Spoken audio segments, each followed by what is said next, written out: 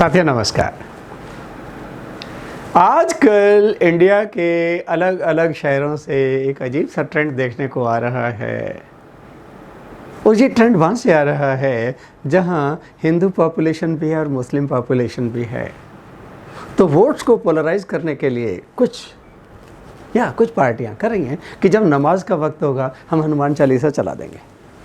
Fine, कीजिए polarise, आपकी strategy है, इलेक्शन आपने जीतने, मैं तो पॉलिटिक्स में हो नहीं, धंधा आपका है, आप कीजिए। लेकिन मैं एक सवाल पूछना चाहता हूँ, क्या हनुमान चालीसा का मीनिंग क्लियर है लोगों को? क्योंकि मैं अपने प्रोग्राम्स में लोगों से पूछता हूँ, क्या हनुमान चालीसा का मीनिंग पता है? क्यों पूछता हूँ? क्यों जो सिस्टम प्रोसीजर लिखे हैं नॉर्मली इशारा उधर होता है, लोग रट्टू तोतों की तरह पढ़ते हैं, पता नहीं होता उनको। हाँ जी, यहाँ किसी को हनुमान चालीसा आता है, लोग कहते हैं यस यस मुझे आता है, सुनाइए। ओके, श्री गुरु चरण सरोज रज, निज मन मुखर सुधार, बरनर गुरु बिमल जस, जो दायक फलचार, बुद्धिहीन तन जान के सिमरो पवन कुमार, बल बुद्धि विद्या दे मोहे, हरो क्लेश विकार। Wonderful, very well said. Sir इसका ज़रा मीनिंग और बता दीजिए। ब्लैंक, कोई नहीं बता पाता। अनफॉर्चुनेटली मुझे अभी तक एक भी बंदा नहीं मिला जो मीनिंग बता दे इसका। 2 बार मैं दुबई गया, बिट्स पिलानी दुबई, बहुत सारे मुस्लिम स्टूडेंट्स भी थे। दुबई में जाकर मुझे पता चला जो होली कुरान है वो पोइट्री है, कुछ कुछ भागवत गीता की तरह। और वहाँ मुस्लिम बच्चा ने इतनी लय में पढ़ा। हाँ, समझ तो मुझे कुछ नहीं आया कि मुझे अरबिक मुझे आती नहीं, अरबी मुझे आती नहीं है, लेकिन वो इतनी लय प्यारी थी, ट्यून इतनी प्यारी थी, मैं उनका मुरीद हो गया। Amazing, fine. उन्होंने कुछ कुछ उसका मीनिंग बताने की कोशिश की जो मुझे भूल भी गया, क्योंकि जिस चीज़ के टच में नहीं रहता तो भूल जाते। हाँ, पर हनुमान चालीसा के टच में बचपन से हूँ और आज मैं आपको चाहता हूं इसका अर्थ बता दिया जाए। क्या है? श्री गुरु चरण सरोज रज, अपने गुरुदेव की चरण धूलि से निज मन मुकुर सुधार, अपने मन के दर्पण को साफ करता हूं। मुकुर क्या होता है? दर्पण। ये मैं पहले भी किसी वीडियो में बता चुका हूं। दर्पण, दर्पण को साफ करने की क्या जरूरत है? क्योंकि तुलसीदास जी के समय कांच का मिरर नहीं था। कांच का मिरर मुश्किल से 200 साल पहले आया, नहीं था इससे पहले साहब। तो लोग चेहरा कैसे देखते थे? पीतल या चांदी की पट्टी को रोज रगड़ रगड़ के चमकाते थे लोग, उसी में चेहरा देखते थे। धुंधला होता था, काम चलाऊ काम था।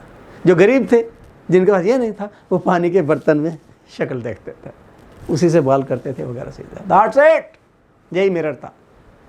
अपने गुरुदेव की चरण धूलि से मन के दर्पण को चमकाता हूं। बरनौ रघुवर बिमल जस, श्री रामचंद्र जी के पवित्र यश का वर्णन करता हूं, जो दायक फल चार प्रकार के फल देते हैं। क्या?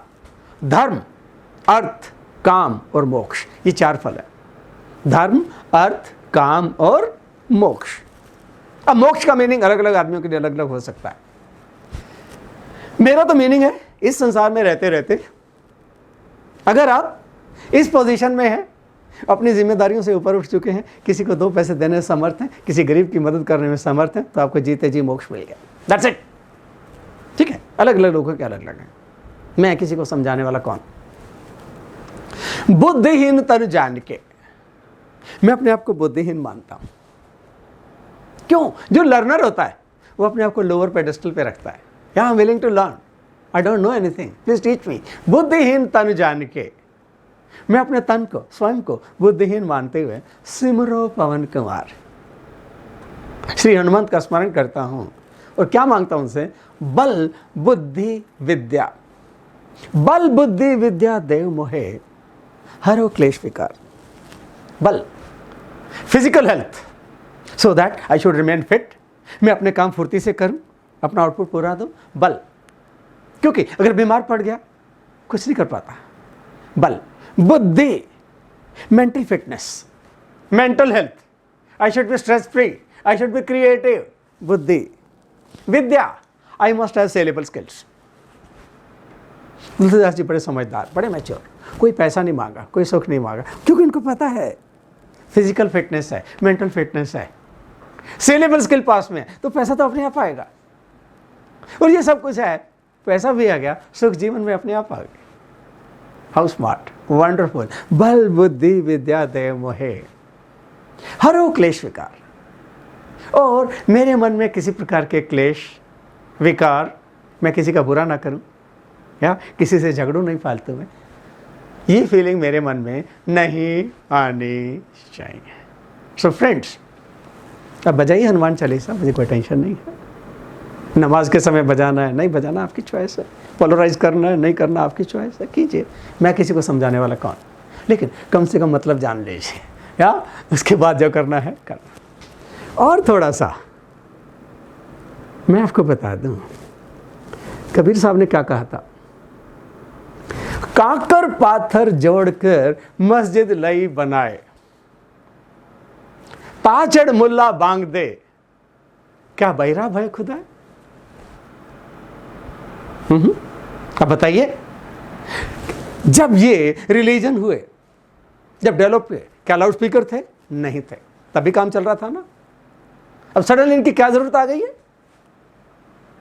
उस समय तक तो कबीर साहब के समय तो मुल्ला अजान देते थे मस्जिद की छत पे जाकर कि आइए नमाज का समय हो गया। कांकर पाथर जोड़कर मस्जिद लई बनाए, ताचड़ मुल्ला बांग दे, क्या बहिरा भय खुदा है? क्या यार, पागल है खुदा? नहीं। फिर हिंदुओं को भी नहीं छोड़ा, क्या बोले, पाथर पूजे हरि मिले तो मैं पूजूं पहाड़, ताते तो चाकी बली पीस खाए संसार। अगर पत्थर पूजने से हरि मिलते, प्रभु मिलते, भगवान मिलते, तो फिर मैं पहाड़ की पूजा करूंगा, वो और बड़ा होता है। अरे उससे तो हाथ वाली चक्की भली, उस समय इलेक्ट्रिसिटी नहीं थी, हाथ की चक्की में ही अनाज पीसा जाता था। ताते तो चाकी भली, उससे तो ये पत्थर की चक्की बेटर है, पीस खाए संसार। हाँ, पेट तो भरती है लोगों का। माय फ्रेंड्स, किधर जा रहा है हमारा हिंदुस्तान आज की डेट में? इस पोलराइजेशन की राजनीति में हम अपने समाज को किधर ले जा रहे हैं? थोड़ा सोचिए, उसके बाद जो करना कीजिएगा। Thank you very much.